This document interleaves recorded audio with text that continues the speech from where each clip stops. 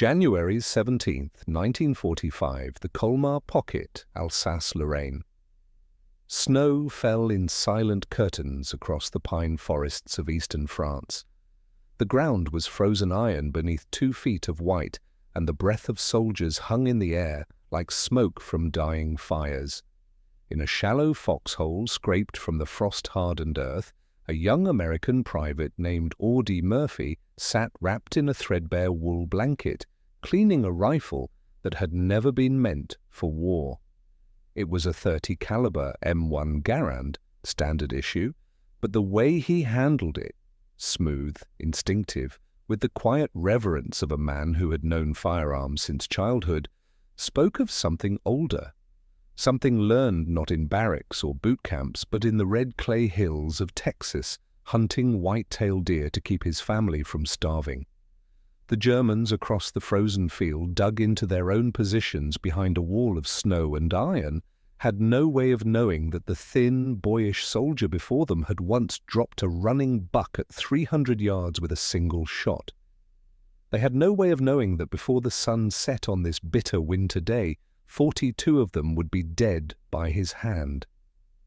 This was not supposed to happen, not according to the German High Command, not according to the fading dream of the Third Reich, and certainly not according to the logic of a war that had, by then, consumed the better part of a decade. By January 1945, Germany was bleeding from 1,000 wounds. The Eastern Front had collapsed into a nightmare of retreat and encirclement. The Western Allies had broken through the Siegfried Line. The skies over the fatherland were black with American bombers, and every night the cities burned. Yet here, in the frozen forests of Alsace, the Wehrmacht clung to a last desperate foothold, a bulge in the Allied line known to history as the Colmar Pocket. It was a remnant, a leftover, a stubborn infection in the body of liberated France. And the men of the German 19th Army, hardened veterans of the Russian front, believed they could hold it. They had artillery, they had armor, they had the experience of 5 years of total war. What they did not have, what they could never have imagined, was Audie Murphy. He was 20 years old, 5 feet 5 inches tall, 112 pounds, soaking wet. When he had first tried to enlist after Pearl Harbor, the Marines had rejected him as too small. The paratroopers had turned him away. Even the Army had hesitated before finally, reluctantly, accepting him into the infantry. His own commanders had doubted him. During training, they questioned whether he had the size, the strength, the presence to lead men into combat. But war, that great and terrible revealer of truth, cares nothing for height or weight. It cares only for will. And Audie Murphy, the son of Texas sharecroppers, the boy who had hunted to survive, who had watched his mother die of illness while his father abandoned the family, who had picked cotton for $1 a day and learned to shoot because missing meant his siblings went hungry, Audie Murphy had will enough to burn down the world. The German soldiers who watched the American lines that January morning expected what they had been taught to expect.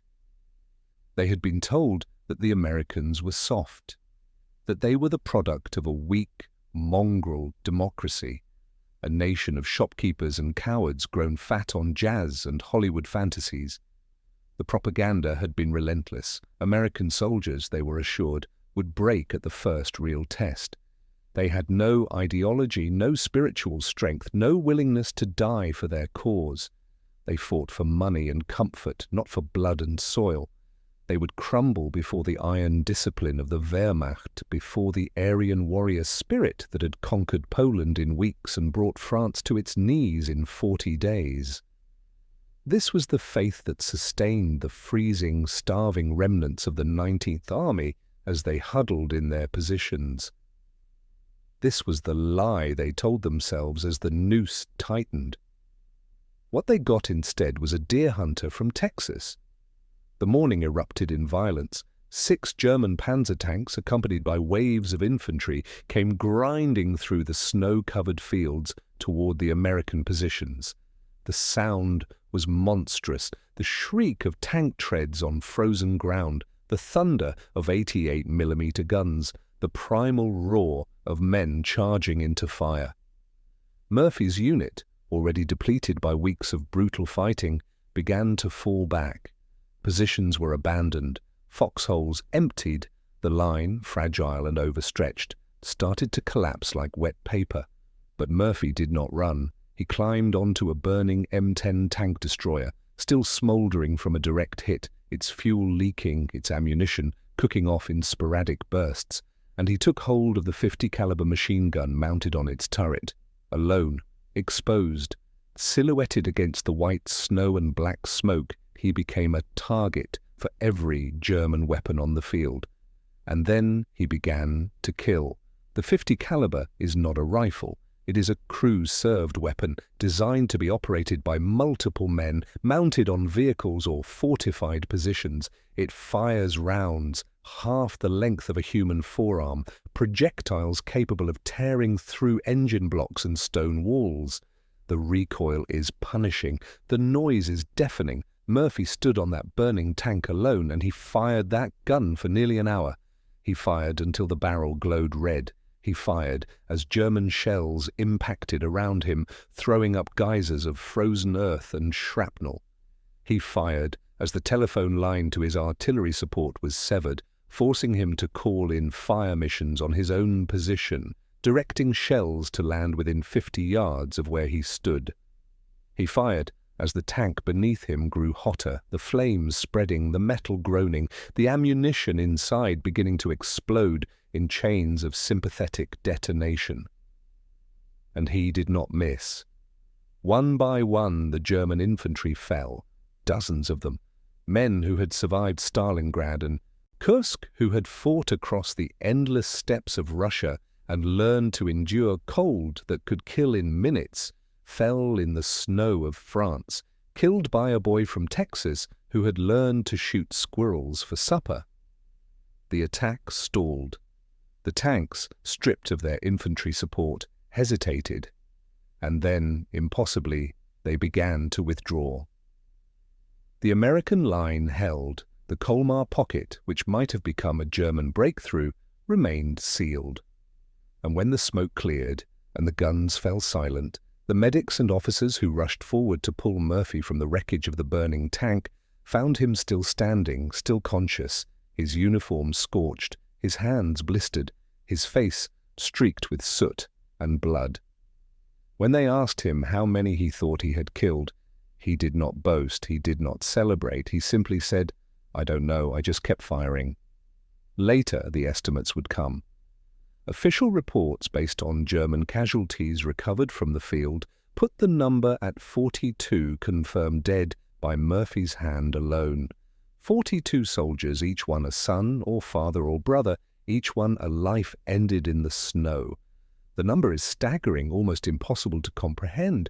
It is the kind of body count that belongs to ancient epics, to myths of heroes and demigods. But this was no myth. This was documented, witnessed, recorded in the dry language of after-action reports and commendation forms. Audie Murphy, who had been rejected by the Marines for being too small, had single-handedly stopped a German armoured assault, and in doing so he had shattered every assumption, every piece of propaganda, every comforting lie the German command had told itself about the weakness of American soldiers. What the Germans expected was a nation of soft, undisciplined civilians playing at war.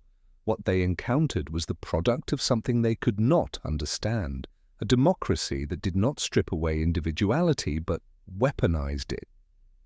Murphy had not been molded into a faceless cog in a totalitarian war machine. He had been trusted to think, to adapt, to act on his own judgment in the chaos of combat. He had been given responsibility, not just orders. The American military system, for all its flaws, recognized that a man who had learned self-reliance in the hardscrabble poverty of the Great Depression, who had kept his family alive through skill and determination, was worth more than 100 rigidly trained automatons. Murphy fought not because some Führer commanded it, not because some ideology demanded blood sacrifice, but because his brothers in arms were in danger and he had the will and the skill to save them. That kind of motivation, born of freedom and individual choice, proved far more durable than any totalitarian fanaticism. Throughout the battle, one object remained constant in Murphy's hands: the rifle, the tool, the symbol of American practicality and abundance. Not a ceremonial sword passed down through generations of military aristocracy. Not a weapon reserved for an elite class of warriors, just a mass-produced, interchangeable, reliable piece of machinery given to every soldier regardless of background or birth. The M1 Garand, like America itself, was democratic. It did not care if you were rich or poor, tall or short, from the cities or the farms. It worked the same for everyone. And in the hands of a man who knew how to use it, a man who had learned marksmanship not from drill instructors, but from necessity, from hunger, from the need to bring home meat or watch his family starve, it became an instrument of devastating precision. The Germans had built their military culture on notions of racial superiority and warrior spirit. The Americans had built theirs on logistics, production, and the belief that any farm boy with enough training could become a soldier. On that frozen January day, the farm boy won. After the war, Murphy would receive the Medal of Honor, the highest military decoration the United States can bestow. He would receive it from the hand of a general in a ceremony filled with flags and speeches and the pageantry of a grateful nation. But the medal, for all its weight and symbolism, could not capture the full truth of what had happened in that snowy field. It could not explain how a boy who had been rejected as too weak, too small, too unlikely, had become the most decorated American soldier of World War II. It could not convey the transformation that had taken place, not just in Murphy, but in the German soldiers who survived to tell the story. They had been taught that democracy made men weak. That freedom was a luxury that crumbled under the hammer of totalitarian will. They had learned, in the most visceral way possible, that they were wrong. Murphy's rifle, that simple tool designed for hunting deer in the Texas hills, had killed more trained German soldiers in a single day than most infantry squads would engage in a month. It was a statistical impossibility, a feat that belonged in fiction rather than fact. And yet it happened. It happened because behind that rifle was not a fanatic, not a believer in some master race mythology, but a free man who chose to stand when he could have run, who chose to fight when retreat was reasonable, who chose to risk everything because the alternative, watching his friends die, was unacceptable.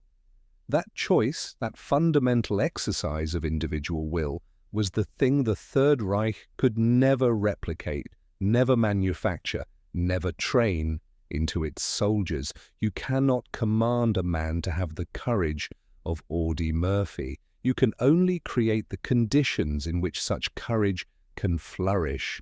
And those conditions, it turned out, were best created by a free society that valued the individual, that trusted its citizens, that built an army of thinking, choosing, self-reliant human beings rather than obedient machines. In the years after the war, Murphy would struggle. The nightmares came, as they came for so many who had seen too much, done too much, survived when so many others did not. He would wake in the night screaming, reliving battles that had ended a decade before. He would fight demons no Medal of Honor could vanquish, but in those moments of terror and memory, he remained a testament to a larger truth, that the strength of democracy lies not in its ability to create perfect citizens, but in its capacity to allow imperfect human beings to rise to moments of greatness. Murphy was no saint. He was a killer, forged by poverty and hardened by war. But he was also a volunteer, a man who chose his path who fought for something larger than himself and who embodied the contradictions and possibilities of American life. The rifle he carried that day is no longer a weapon. It is a relic, preserved in museums, studied by historians, held up as a symbol of an era when the fate of civilization hung in the balance. But it was never the rifle that mattered. It was the man who held it, the boy from Texas who learned to shoot because his family was hungry, the soldier who stood on a burning tank and refused to run, the American who proved, in the most final and irrevocable way, that freedom is not weakness, that democracy is not softness, that a man fighting for his own reasons is worth 100 fighting because they have no choice. They said his rifle was for deer, and perhaps it was once, in another life, in the pine forests and red clay hills of East Texas. But on a frozen January day in France, it became something else entirely. It became the instrument of deliverance, the tool of salvation, the weapon that held a line when all logic said it should break. 42 Germans died that day, and with them died the last comfortable illusions of a dying Reich. Democracy, they had been told, would crumble before the fist of tyranny. Instead, it sent them a deer hunter, and that made all the difference.